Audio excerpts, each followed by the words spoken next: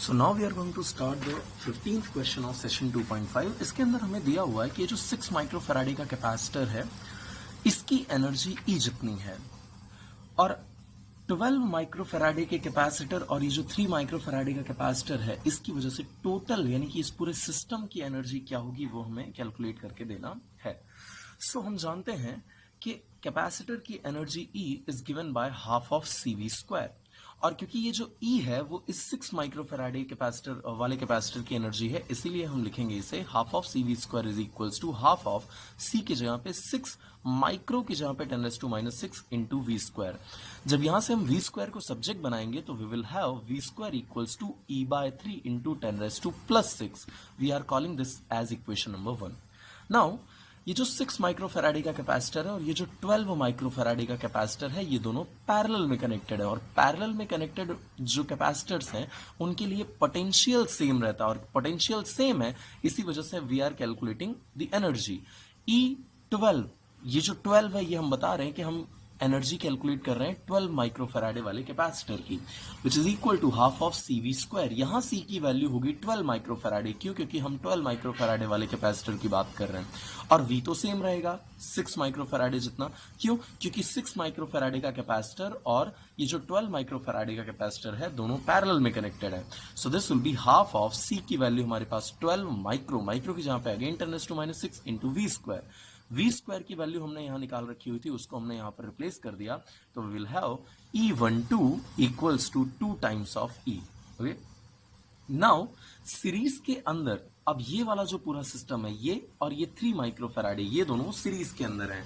Series के अंदर charge constant होते हैं और चार्ज के लिए जो हमारे पास इक्वेशन होती है that is Q equals to CV। तो यहां पर CV का नेट वैल्यू यहां के CV के नेट वैल्यू के इक्वल होगा। तो यहां का CV क्या होगा? कैपेसिटेंस पैरेलल के लिए दोनों कैपेसिटर के कैपेसिटेंस को डायरेक्टली ऐड करके हम मेजर करते हैं। सो ये हो जाएगा C1 V1 is equals to C2 V2। C1 की वैल्यू हमारे पास है C1, ये C1 यानी कि यहाँ का नेट कैपेसिटेंस और नेट कैपेसिटेंस हम कैलकुलेट करेंगे 12 प्लस 6 करके। So that is 6 plus 12 microfarad था इसीलिए 10⁻⁻⁶ into V equals to 3 into 10⁻⁻⁶। यहाँ पर वैल्यू हमें दी हुई है 3 माइक्रोफैराडे इंटू V डैश। ये हमने एक नया पोटेंशियल यहाँ पर रखा हुआ है दैट इज V डैश। यहां से अगर हम V डैश को सब्जेक्ट बनाएंगे तो we will have V dash equals to 6 times of V। दोनों तरफ अगर हम स्क्वायर कर दें तो V dash square equals to 36 V square. ये जो V स्क्वायर है इसकी वैल्यू हमने पहले निकाल रखी हुई थी दैट वाज E/3 इंटू 10⁻⁻⁶। तो रिप्लेस कर देते हैं इसको 36 इंटू E/3 इंटू 10⁻⁶। 3 और 36 को जब हम कैंसिल करेंगे then we are going to have 12E into 10⁻⁶। Okay, so E3 की वैल्यू अगर हम कैलकुलेट करें यानी कि थर्ड कैपेसिटर की एनर्जी तो फिर से इक्वेशन वही की वही हाफ ऑफ CV स्क्वायर। लेकिन यहां का वोल्टेज जो था वो हमने एज्यूम कर रखा था V डैश और जो कैपेसिटेंस था वो था 3 माइक्रोफैराडे। तो यहां पर हम रख रहे हैं 3 माइक्रोफैराडे और जो V डैश का स्क्वायर था उसकी वैल्यू हमने ड्राइव कर रखी हुई थी 12E इंटू 10⁻⁻⁶। जब आप इसको रिप्लेस करेंगे then you are going to have 18 times E यानी E3 की वैल्यू 18 टाइम्स E है। ओके, अगर हम टोटल एनर्जी कैलकुलेट करना चाहें तो total energy will be equal to E that is the energy of the 6 microfarad वाला कैपेसिटर प्लस E12 यानी 12 माइक्रोफैराडे वाले कैपेसिटर की energy plus E3 that equals to E plus 2E plus 18E। यहाँ पर जो हमने 12 माइक्रोफैराडे के लिए 2E निकाल रखा हुआ था और ये जो हमने E3 के लिए निकाला वो 18E था। तो जब आप इनको नेट ऐड करोगे then you are going to have 21E यानी टोटल एनर्जी जो इस सिस्टम की होगी वो हो जाएगी 21 times of E। So moving towards homework sheet 2.6 के अगर हम सेकेंड क्वेश्चन की बात करें तो इसमें हमें दिया हुआ है find the ratio of potential difference that must be applied across the parallel and the series combination. यानी पैरेलल और सीरीज कॉम्बिनेशन के वोल्टेजेस का हमें रेशियो निकालना है, पोटेंशियल डिफरेंस का हमें रेशियो निकालना है। पैरेलल और सीरीज के पोटेंशियल डिफरेंस का रेशियो हमको निकालना है। Okay, of an identical capacitor. तो यहां पर क्वेश्चन में हमें बोला हुआ है कि सारे के सारे कैपेसिटर्स आइडेंटिकल हैं। आइडेंटिकल इन द सेंस कि C1 C2 और Cn यानी कि सभी के सभी कैपेसिटर्स का कैपेसिटेंस इक्वल है एंड हम वो एज्यूम कर ले रहे हैं कि वो इक्वल है C के।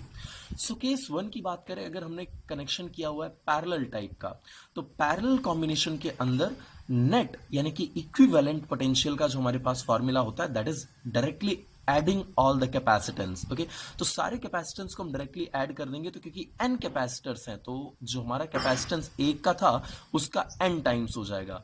This is what we are calling equation number 1। Case 2 की बात करें सीरीज कॉम्बिनेशन में, तो अगेन सीरीज कॉम्बिनेशन के लिए इक्विवेलेंट रेजिस्टेंस का फॉर्मूला 1/c यानी रेसिप्रोकल्स का जो एडिशन है वो इक्विवेलेंट जो कैपेसिटेंस है उसके रेसिप्रोकल के इक्वल होता है, तो ये हमने यहां पर रखा हुआ है। सो 1/cs इक्वल्स टू सारे कैपेसिटेंस क्योंकि इक्वल है, so 1/c plus 1/c plus ups to on 1/c। अगर हम इसको सॉल्व करेंगे then we are going to have series वाला जो इक्विवेलेंट कैपेसिटेंस है दैट इक्वल्स टू C/n। अगर हम बात करें कैपेसिटेंस की कैपेसिटर की एनर्जी की, तो पैरेलल वाले की एनर्जी हो जाएगी half of Cp, that is the equivalent parallel capacitance, और यहां पर v square. Similarly US series वाले के लिए half of CS vs square. यहां पर Cp की वैल्यू हमने जो निकाली हुई थी केस नंबर 1 के अंदर दैट वाज Nc, और यहां पर CS की जो वैल्यू हमने निकाली थी दैट वाज C/n, तो दोनों को यहां हमने रिप्लेस कर दिया। और क्योंकि क्वेश्चन में हमें दिया हुआ है कि दोनों पर एनर्जी जो है वो सेम हो जाती है, दोनों केसेस के अंदर जो एनर्जी स्टोर हुई है वो सेम हो जानी चाहिए। सो इक्वेशन नंबर 3 और इक्वेशन नंबर 4 को हम कंपेयर कर दे रहे हैं। जैसे ही आप इनको कंपेयर करोगे then half of n times of c into VP square equals to half of C/n vs square हो जाएगा। ओके, अब ये जो हमारा c है ये और ये जो c है दोनों कैंसिल, हाफ और हाफ भी कैंसिल हो जाएंगे। ओके, सो जो बचे ये जो n यहां डिवाइड कर रहा है इस तरफ जाके मल्टीप्लाई करेगा, so it will become n square VP square is equal to vs square. और क्योंकि हमें पैरेलल और सीरीज के जो पोटेंशियल डिफरेंस है उनका रेशियो निकालना है, इसीलिए सीरीज वाले पार्ट को यहां ले रहे हैं और n स्क्वायर को दूसरी तरफ भेज दे रहे हैं। So what we are going to have that is vp square upon vs square is equals to 1/n square. दोनों तरफ अगर हम स्क्वायर रूट ले लें तो स्क्वायर रूट लेते ही vp/vs की वैल्यू हो जाएगी 1/n। अगर इसको हम रेशियो के फॉर्म में लिखें so vp is to vs equals to 1:n। So moving towards question number 3, it is a very simple question. हमें दिया हुआ है 3 capacitor of capacitances 2 picofarad, 3 picofarad and 4 picofarad are connected in parallel। तो हमें बताना है कि इस पैरेलल कॉम्बिनेशन का इक्विवेलेंट कैपेसिटेंस क्या होगा। सिंपल सा क्वेश्चन।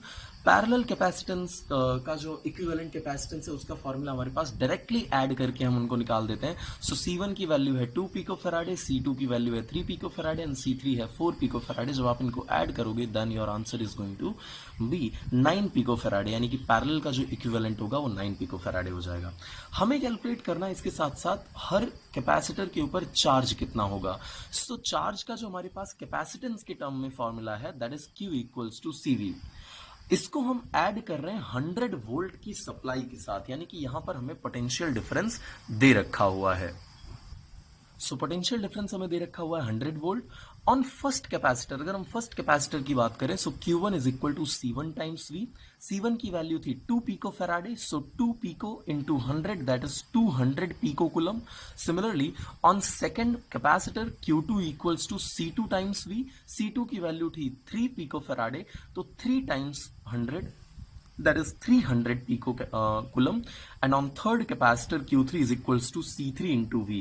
C3 की वैल्यू थी 4 into 100 that is 400 pico coulomb। okay, moving towards question number 8। क्या दिया हुआ है क्वेश्चन नंबर 8 के अंदर? Net capacitance of 3 identical capacitors. Again question में हमें दिया हुआ है कि कैपेसिटर्स जो है वो आइडेंटिकल है, और क्योंकि वो आइडेंटिकल है तो हम एज्यूम कर ले रहे हैं C1 is equal to C2 is equal to C3 is equal to C। 3 ही कैपेसिटर बताएं इसीलिए हमने C1 C2 C3 लिया हुआ है। इज 1 माइक्रोफैराडे, सो इक्विवेलेंट हमें 1 माइक्रोफैराडे दिया हुआ है। सो सीरीज में अगर कैपेसिटेंस इक्वल हो तो उसके लिए हमने वीडियो लेक्चर के अंदर ये फॉर्मूला देखा हुआ था CS इक्वल टू C/n। यहाँ n होता था number of capacitors. So equivalent जो कैपेसिटेंस है वो हमें दिया हुआ था 1, सो यहाँ हमने रख दिया 1 equals to C by how many capacitors are there, तो यहाँ पर 3 है तो C/3 इक्वल्स टू 1। सो 3 को जब हम यहाँ भेज देंगे then it is going to be C equals to 3 microfarad, यानी कि सारे के सारे कैपेसिटर्स जो है वो 3 माइक्रोफेराडे के हैं। ओके, अब क्वेश्चन हमें बोला हुआ है what will be there net capacitance if connected in parallel. अगर हम इनको पैरेलल में कनेक्ट करते हैं तो नेट कैपेसिटेंस क्या होगा। So net capacitance in parallel connection equals to C1 plus C2 plus C3। C1 की वैल्यू VC, C2 की वैल्यू VC एंड C3 की वैल्यू VC है। C plus C that is nothing but 3 times C। 3 into C की value हमने यहाँ find out की हुई थी, that was 3 microcoulomb. 3 into 3 that is 9 microfarade. So 3 into 3 that is 9 microfarade. Okay. Now आगे जो हमें दिया हुआ है that is find the ratio of energy stored in two configurations. दोनों configurations के अंदर कितनी energy store होगी उसका रेशियो हमें फाइंड आउट करना है। अगर दोनों को हम सेम सोर्स के साथ कनेक्ट कर दें, अगर आपने सोर्स को सेम रखा है तो पोटेंशियल डिफरेंस चेंज नहीं होगा, यानी V कांस्टेंट हो जाएगा। और इस सिनेरियो में अगर हम रेशियो निकालें तो U in series divided by U in parallel equals to half C, क्योंकि यहां सीरीज वाला पार्ट है इसलिए C सीरीज वाला हम रख रहे हैं, into V square divided by यहां पर पैरेलल वाला पार्ट है इसलिए हम half of CP V square लिख रहे हैं।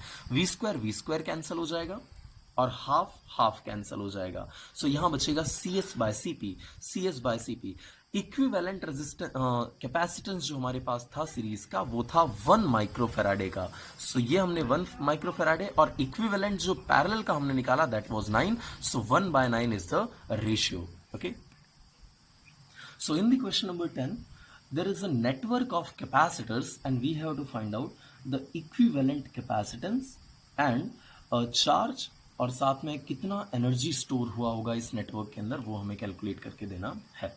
सो यहाँ पर जो हमने सोर्स अप्लाई किया हुआ है वो सोर्स का पोटेंशियल डिफरेंस है 100 वोल्ट का और साथ में ये पूरा नेटवर्क है हमारे पास कैपेसिटेंस का। अगर आप ध्यान से देखें तो ये जो नंबर 1 वाला कैपेसिटर है और ये जो नंबर 2 वाला कैपेसिटर है ये दोनों पैरेलल में हैं।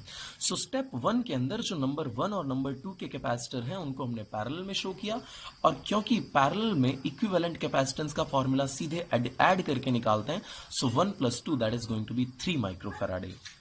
अगर स्टेप 2 की हम बात करें तो इन दोनों कैपेसिटर्स को रिमूव करके हम इनके इक्विवेलेंट कैपेसिटेंस वाला यानी 3 माइक्रोफेराडे वाला कैपेसिटर हमने यहां पर रख दिया हुआ है। नाउ 1 और 2 की अगर हम बात करें, ये अब हमारा 1 है एंड दिस इज आवर 2। 1 और 2 ये सीरीज कनेक्शन के अंदर है और सीरीज कनेक्शन के अंदर रेसिप्रोकल करके हम ऐड करके इक्विवेलेंट के रेसिप्रोकल के इक्वल रखते हैं। सो 1/CS equals to 1/C1 plus 1/C2। 1/CS हमारा एज इट इज, C1 की वैल्यू थी 3 माइक्रोफेराडे, C2 की वैल्यू थी 2 माइक्रोफेराडे। इनको जब हम सॉल्व करेंगे then CS will be equal to 6/5 microfarad. Okay, step 3 की अगर हम बात करें, क्योंकि अब हमारा 2 और कैपेसिटर जा चुका है, ये वाला और ये वाला कैपेसिटर हमारा जा चुका है, तो इसकी जगह पे हम एक इक्विवेलेंट कैपेसिटर 6/5 माइक्रोफेराडे का यहाँ पे ऐड कर रहे हैं। ओके, सो अब ये 6/5 माइक्रोफेराडे और ये जो हमारे पास 3 माइक्रोफेराडे ये दोनों पैरेलल में आ चुके हैं और क्योंकि ये दोनों पैरेलल में हैं इसीलिए इनका इक्विवेलेंट हम निकालेंगे डायरेक्टली ऐड करके। So now 1 and 2 are in parallel और पैरेलल के लिए डायरेक्टली हम इनको ऐड करके इनका इक्विवेलेंट कैपेसिटेंस निकालते हैं। So this is going to be 3 + 6/5 which is nothing but 21/5 microfarad.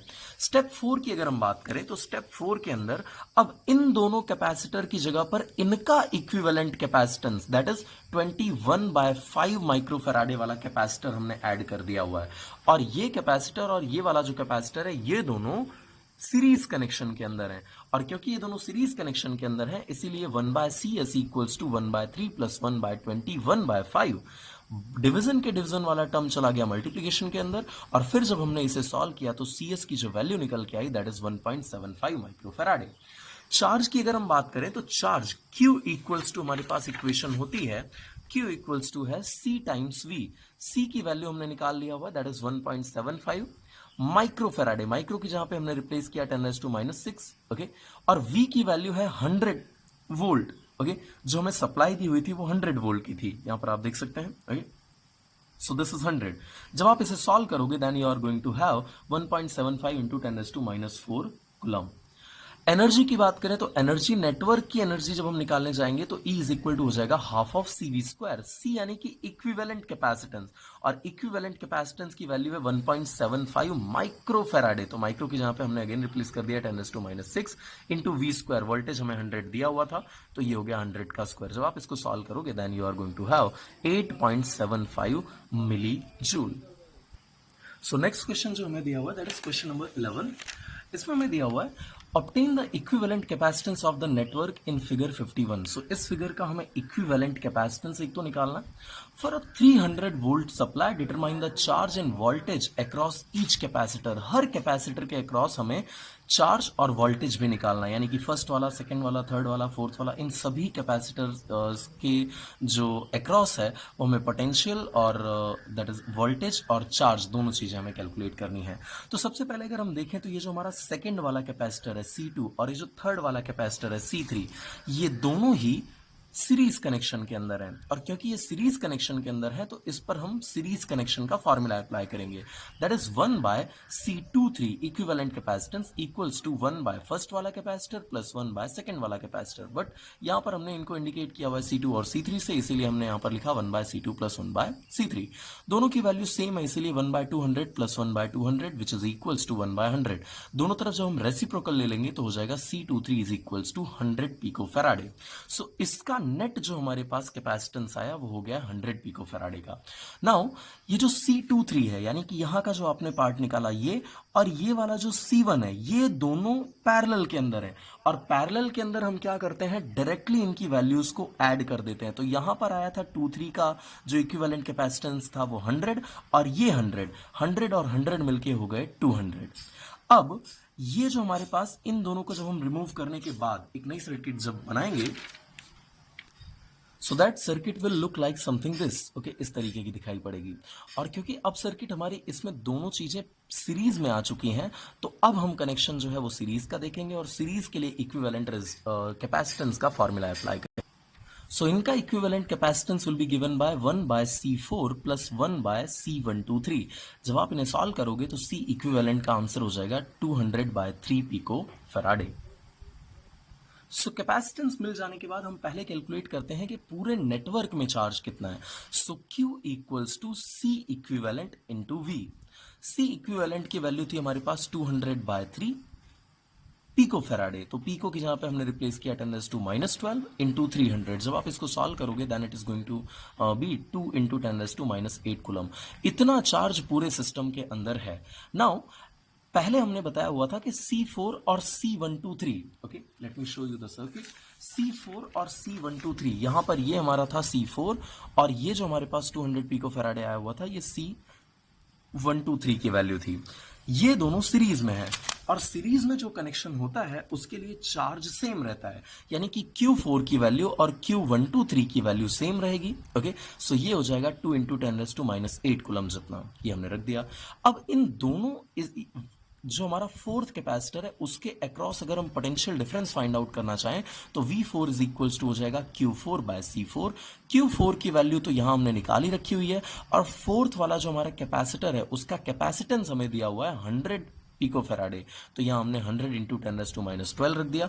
जब आप इसे सॉल्व करोगे तो ये आंसर हो जाएगा हमारा 200 वोल्ट। ओके, अगर 123 वाले पार्ट की बात करें so V123 is equals to Q123 upon C123।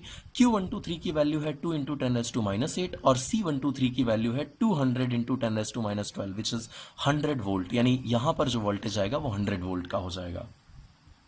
सो इस डायग्राम में हम देख सकते हैं कि ये जो हमारा फर्स्ट कैपेसिटर था दैट इज C1 जिसकी कैपेसिटेंस था, और ये जो C23 है यानी सेकंड और थर्ड को कंबाइन करने के बाद जो हमें मिला हुआ था, ये दोनों पैरेलल में हैं, और क्योंकि ये दोनों पैरेलल में हैं उसके साथ साथ दोनों के कैपेसिटेंस भी इक्वल आए हुए हैं। C1 की वैल्यू अगर आप ध्यान से देखेंगे तो C1 की जो वैल्यू थी वो 100 पिको फैराडे थी, और सेकंड और थर्ड का कॉम्बिनेशन जब हमने निकाला तो उसकी भी वैल्यू 100 आई थी, यानी दोनों के कैपेसिटेंस सेम है।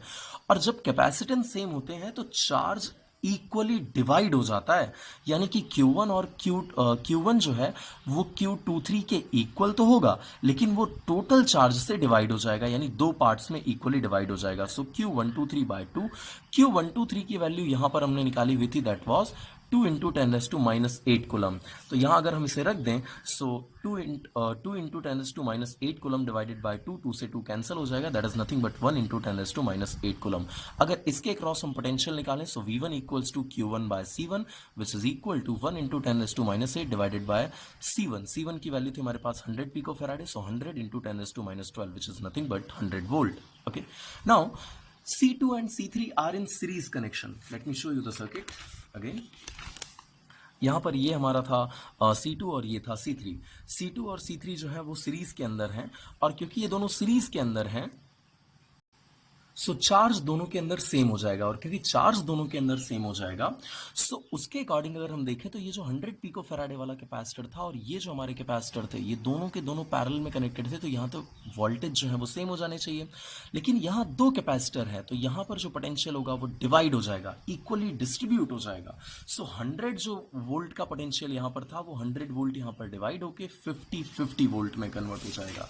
ओके, दैट मीन्स V2 और V3 की जो वैल्यू होगी वो इक्वल होगी, that is 100/2 which is nothing but 50 volt, और Q2 और Q3 की वैल्यू भी 1 इंटू 10⁻⁸ कूलम जितनी होगी।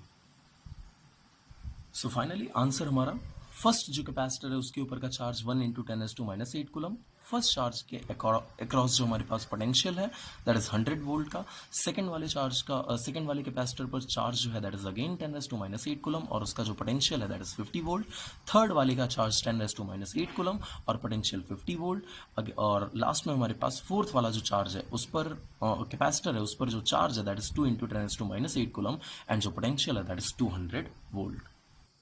So moving towards question number 12, it is given that C1 is filled with dielectric constant K, okay, with a material whose dielectric constant is K, where C2 जो हमारे पास दूसरा capacitor है वो हमने ऐसे फिल किया हुआ है, और जो हमारा दूसरा कैपेसिटर है जिसका कैपेसिटेंस है C2, ये उसका एक पार्ट जो है वो K1 जितने डाइलेक्ट्रिक कांस्टेंट वाले मटेरियल से भरा हुआ है, और दूसरा पार्ट K2 जितने डाइलेक्ट्रिक कांस्टेंट वाले मटेरियल से भरा हुआ है। ओके, और ये हमें क्वेश्चन में दिया हुआ है कि जितनी वैल्यू C1 की है, यानी जितना कैपेसिटेंस C1 का है उतना ही कैपेसिटेंस C2 का है। So C1 equals to C2 equals to C, it is given to us. Now अगर आप ध्यान से देखेंगे तो ये जो हमारा C2 वाला कैपेसिटर है, ये C2 वाला कैपेसिटर ये दो पार्ट्स में डिवाइडेड है, एक पार्ट है इसका K1 वाला और दूसरा पार्ट है K2 वाला। ओके, अब इस K1 और K2 वाले पार्ट को भी हम जरा ध्यान से देखें तो ये प्लेट के एरिया को डिवाइड कर रहा है। ओके, ये इसका डिस्टेंस है और ये इसका एरिया है, तो ये इसके एरिया को डिवाइड कर रहा है, और क्योंकि ये एरिया को डिवाइड कर रहा है तो ये दोनों हमारे पास आ जाएंगे पैरेलल कनेक्शन के अंदर। सो कैपेसिटर C2 का जो हमारे पास कैपेसिटेंस आएगा that will be C2 equals to C of K1 plus C of K2। क्यों? क्योंकि यहाँ पर पैरेलल कनेक्शन है, और पैरेलल कनेक्शन में जो हमारे पास नेट कैपेसिटेंस होता है उसको हम डायरेक्टली ऐड करके निकालते हैं, और यहाँ मटेरियल जो हमने रखा हुआ है बीच में दैट इज K1 जितने डाइलेक्ट्रिक कांस्टेंट का। सो अगर यहाँ पर हम रखें सो ये हो जाएगा C2 equals to K1 epsilon not A by 2D। A था पूरा एरिया, लेकिन क्योंकि यहाँ पे एरिया हाफ हो चुका है इसीलिए हमने यहाँ डिवाइडेड बाय 2 किया हुआ है। सिमिलरली दूसरे पार्ट के लिए plus K2 epsilon not A by 2 into D। क्यों हमने यहाँ 2 का डिवीजन किया? क्योंकि यहाँ पे अगेन एरिया जो था वो पूरा नहीं है, वो एरिया हाफ हो चुका है। ओके, सो यहाँ से हम कॉमन ले रहे हैं epsilon not A by D को, so epsilon not A by D, यहाँ पर बचा K1 plus K2 by 2। Okay, अगर C1 से हम इसको कंपेयर करें इक्वेशन नंबर 1 से, तो C1 इक्वल्स टू हो जाएगा epsilon not A by D into K1 plus K2 by 2। C1 के लिए अगर हम इसी तरीके से फॉर्मूला निकालें तो that will be K times of epsilon not A by D। यहाँ एरिया डिवाइड नहीं हुआ है, यहाँ एरिया डिवाइड हो रहा था इसीलिए हमने 2 का डिवीजन लिया हुआ था, लेकिन यहाँ एरिया नहीं डिवाइड हुआ है इसीलिए कोई भी टर्म का यहाँ पर हम डिवीजन नहीं करेंगे। So K times of epsilon not A by D equals to epsilon not A by D K1 plus K2 by 2। यहाँ का epsilon not A by D और यहाँ का epsilon not A by D दोनों cancel हो गया, so K equals to हो गया K1 plus K2 by 2। That is our answer. So moving towards the question number 13। Question number 13 में हमें बताया हुआ है कि ये जो हमारी फिगर है, there is a dielectric material of constant K। Okay, dielectric constant इसका K है, इंसर्ट किया हुआ हमने इसे हाफ पोर्शन के अंदर। अगर इसका इनिशियल शुरुआत का कैपेसिटेंस C हो तो न्यू जो कैपेसिटेंस होगा वो कितना होगा? सो अगर हम इनिशियली बात करें तो बीच में हमने कुछ नहीं रखा था, कोई भी मटेरियल हमने हाफ ऑफ में कुछ भी नहीं इंसर्ट किया हुआ था और एज्यूम कर ले रहे हैं कि इसका जो एरिया है वो ए था। So initial capacitance C will be equals to epsilon not A by D. Now अब ये दो पार्ट्स में डिवाइड हो चुका है, एक तो ये वाला पार्ट जहां पे डाइलेक्ट्रिक मटेरियल नहीं है और दूसरा ये वाला पार्ट जहां पर डाइलेक्ट्रिक मटेरियल है, और ये डिवाइड कर रहा है इसके एरिया को। इसीलिए सी नॉट इक्वल्स टू हो जाएगा epsilon not A by 2d। क्यों? क्योंकि एरिया दो पार्ट्स में डिवाइड हो चुका है। सो ये हो जाएगा epsilon not A by 2d and C dash will be equal to, यहां पर डाइलेक्ट्रिक मटेरियल हमने एंटर किया हुआ है इसीलिए ये dielectric constant k times epsilon not A by 2 हो जाएगा। ओके, 2d हो जाएगा। नाउ इस तरीके का जब एरिया का डिवीजन होता है तो हमने प्रीवियस क्वेश्चन के अंदर भी देखा, तो जो कनेक्शन होता है वो पैरेलल होता है। So C not and C dash are in parallel, so new capacitance C double dash will be equal to C not plus C dash. C not की वैल्यू हमारे पास थी epsilon not A by 2d plus K times of epsilon not A by 2d। यहां से हम epsilon not A by 2d को common ले रहे हैं तो यहां पर बचा 1 और यहां पर बचा k। ये जो epsilon not A by d है इसके इक्वल टू हमने एज्यूम किया हुआ था C, okay, initial capacitance. So this will be C by 2 K plus 1, ये हमारा आंसर हो जाएगा।